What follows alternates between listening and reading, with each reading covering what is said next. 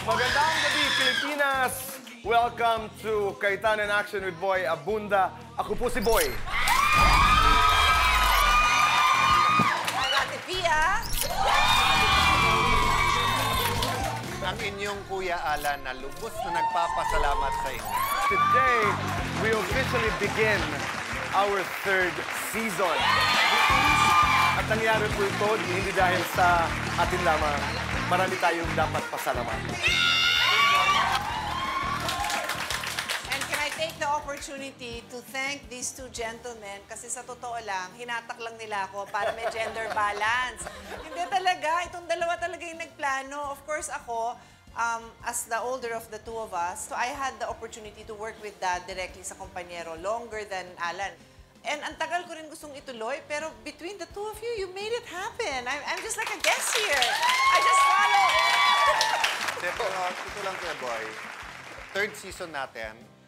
Pero alam ko, Kuya Boy, matagal ka na sa showbiz and ate, matagal ka na sa public service. But I really believe, at least sa inyong dalawa, season nyo ito. Oh, maraming salamat. And Alan, maraming salamat for believing.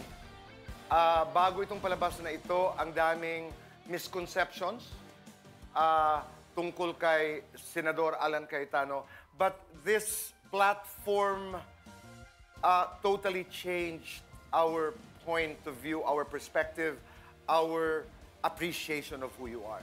And we are grateful that you believe in our capacity to be able to mount and put together itong ligasiya na ito for Tito Rene. Nais ko lamang magpasalamat kay Annette Gozon. Thank you, Annette. Thank you, Joey Abacan. Thank you, Nolji. Attorney Gozon, maraming salamat sa inyong paniniwala. Ito po totoong kwento. A few shows into our first season, Lilibeth Razonable, Senior Vice President for Entertainment of GMA7, called me. Sabi niya, napakaganda ng palabas ninyo. Yun yung walang kabayaran. Priceless. So, sa ating mga kababayan, para sa inyo tong third season, lalo naming pagagandahin, lalo kaming invested, and every single person involved in this show, no, is dedicating this to God and to you. So, God willing, mas marami tayong matututunan, mas marami tayong matutulungan. Pero nagpapasalamat tayo ng todo sa mga manonood. Deliberate kasi na mag-aantay ka ng show natin. You know, 11:30 people are working the next day. So napaka-espesyal nung desisyon na yun. Na huwag matulog. That's right. Instead of sleeping, people would say, hindi, aantayin ko dahil gusto kong mapanood ang show. So it's something that's very, very special to us. At maraming salamat. We compiled for you some of the best stories sa nakaraang season para to mark the beginning of the third season. Katulad na lamang po nitong kwento na aming ibabahagi ho sa inyo, pauwi ng bahay, dahil to a certain extent. Ito yung kwento ni Nanay Feliza. Ito yung isa sa mga case studies natin, nagreklamo with so much love. Ayaw nilang saktan yung nireklamo nila. Yun. Pag hindi mo alam yung kwento, you don't get it. You Like, wouldn't what? understand it. What? Kaya pinili ho namin, ang unang kwento ho natin ngayong gabi, ay ang kwento ni Nanay Feliza at ng kanyang mga kapitbahay sa San Mateo. Ano ang puso ng kwentong ito? Narito po, panoorin natin.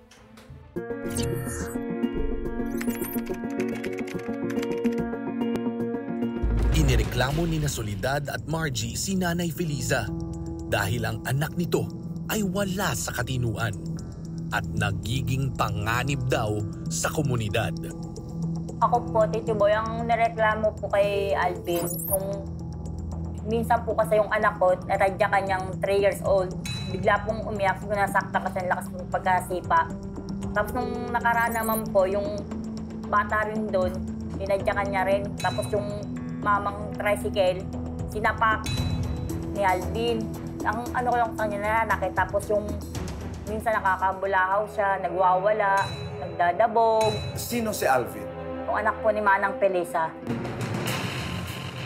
Nanay Feliza, maraming salamat po sa inyong pagdalaw sa amin dito sa CIA with BA. Alam niyo po na yung iyong mga kapitbahay ay nagrereklamo po tungkol sa inyong anak na si Alvin. Opo. Kayo lang po ang nag-aalaga kay Alvin? Opo. Iniiwan ko lang siya doon. May alam ho ba kayo, nanay, kung bakit nagkaganoon po ang inyong anak? Hindi ko lang po sigurado. Opo. Sabi nila, parang kinulam ba nung asawa kasi nagkahiwalay sila eh. May mga araw na hindi nakakakain kayo? Totoo ho ba yun? Hindi naman. Araw-araw kayo may pagkain? Opo.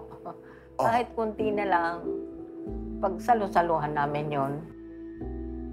Pagka po binibigyan ko po ng paninda po araw-araw, nakakapagtinda po siya. Pero pag wala rin po akong paninda, wala rin po siyang paninda. So pag walang paninda, wala ring nakakain? Wala rin po nakakain. Maaring isang dahilan yan kung bakit nagkakaganoon si Alvin.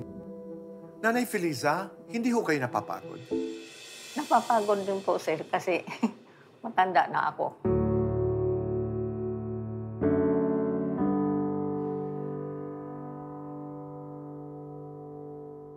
Naglakas na lang ako ng loob dahil wala namang tumutulong sa amin. Di, siyempre, yung anak ko na si Alvin na mayroong kapinsanan pa rin sa utak, ilalalayan ko na lang.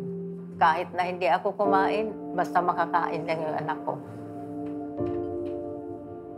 Mahal ko ang anak ko.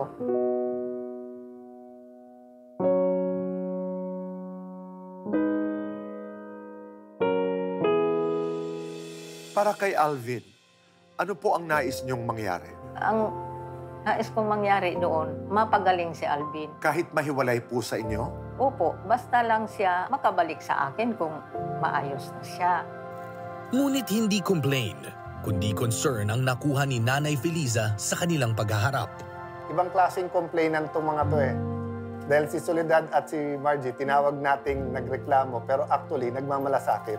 So kung pasasamahan po namin si Alvin sa doktor, papayagan niyo po at pwede niyong kausapin yung anak niyo or samahan. So baka gusto niyong sabayan na yung anak niyo na magpa-check up kasi nga, bilib ako sa iyo, 72, ganun kalayo ang nilalakad niyo, pag-alaga sa sarili, sa inyong anak. Pero syempre po, iba na rin yung nakakapagkonsulta sa doktor, hindi po ba? Nasa batas siya na ang bawat tao may karapatan sa katahimikan at sa dignidad sa kanilang komunidad. So, kayo bilang isang dakilang nanay, may karapatan kang makuha ang respeto ng mga kasama mo. Ang anak mo din, may karapatan din na gano'n na alagaan ng komunidad. At kayo rin, may karapatan din kayong respetuhin at magkaroon ng katahimikan. So lahat naman kayo, lang naman ang hinahanap nyo, di ba? At nandito po kami na kahit labas na ho sa legal, gusto naming makatulong. Pero ngayon, ipapagamot si Alvin at pati na rin ikaw magpa-check up ka, nanay. At doon tayo magsisimula. Tapos bibisitahin pa ang lugar para matingnan kung paano matutulungan ang magkakapitbahay para doon tayo lahat mag-umpisa.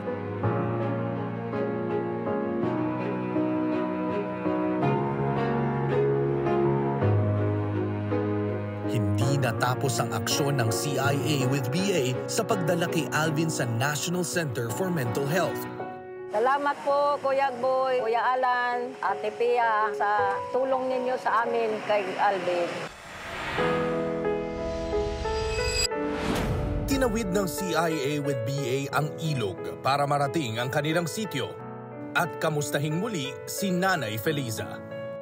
Lalo ngayong nakalabas na si Alvin sa NCMH at kinakailangan ang tuloy-tuloy na pag-inom ng gamot para sa ikagagaling ng kanyang mental condition. At dahil mahirap ang lugar ni Nanay Feliza, hindi lang ang magkakapitbahay ang ating inabutan ng tulong. May sorpresa rin tayo para sa kanilang community. Mamaya na yan. Ano ang iyong reklamo? Yung gusto ko lang po, reklamo, yung mga anak ko po, pinagkakait po sa akin ng dati ko pong asawa. Nabandonan niya po kami. Buntis ako ng 5 buwan. Sinasaktan pa po niya kaming mag-iina. Sa harap ng babae niya.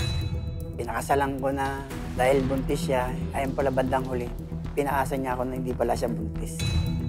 Ginagawa ko lahat para mapasaya ka lang. Sailang ako ng bago.